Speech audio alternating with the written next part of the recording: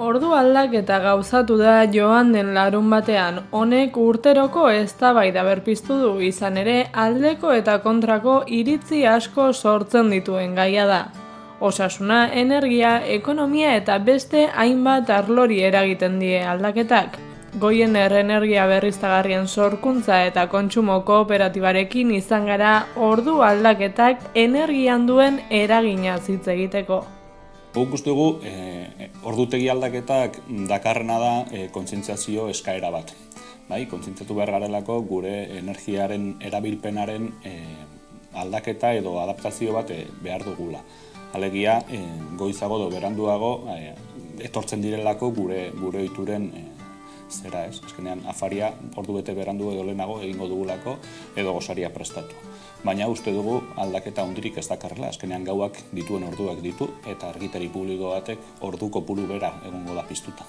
Orduan, uste dugu alde handirik ez dela egongo edo ez dela ematen ordutegi bereizketa edo aldaketarekin. Guk beti esaten dugu klima ez dela aldatu behar, sistema aldatu behar dela eta sistema aldaketak hortik dator.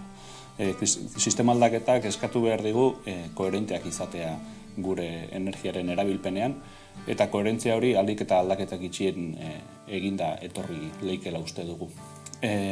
Interesak normal, kontsumismoak sartzen dituen interesak direla uste dugu, baina ez daukagu beste biderik adaptatzea baino. Egia da, Europan orain badagoela eztabaida mahai gainean, noiz utzi behar diogun ordularia atzera edo aurrera egiteari, baina pentsatzen dugu, erabaki horra izan daitekela debate horretan, ze posizionamendu hartzen dugun estatu gisa. Eta estatu gisa eraki behar da udakoa edo neguko ordutegiarekin geratzen garen.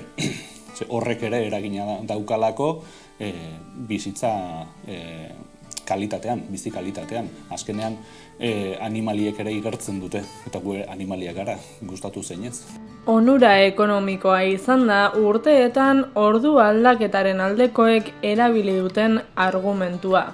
Hori ez dago bermatzerik. Ez dago bermatzerik azkenean, lehen esan dudan argibidearekin, argiteri publiko batek ordu kopuru bera dagoelako piztuta argiteri publiko bat, kale argiztapenean, izan ordutegi bat, neguko ordutegia edo udako ordutegia. Azkenean neguan eguna motzagoa da eta gaua luzeagoa, berdin dio ze ordutegi biltzen da. Orduan, nik uste dute horrek ez dakola eraginik. Eta azkenean fabrika handiek eta industriak kontsumo bera dauka udazin negu. Orduan, nik ez daukat daturik behintzat hori zehazteko. Energia aldetik aurrezteko ordu aldaketa baino kontsumo kontzientea egitea proposatu du Kastainosek, kontsumitzen saiatzea energia sortzeko epe merkeenean. Merkea esaten dugu, baliabide energetiko natural horiek baliatu daitezken ordutegien araberakoa.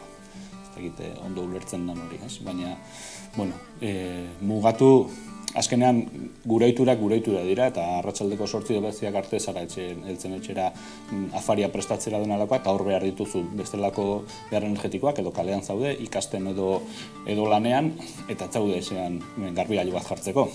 Baina garbigailua edo edozein elektrodomestiko programatu daiteke. Eta programazio hortan ere horrekin kontuz ibili beharko ginateke. Zein izango den, ez dakigu. Erabakia ez da gure izango eta botere faktikoek badakigu ze pisu daukaten honetan ere, ze interes dauden horratzetik.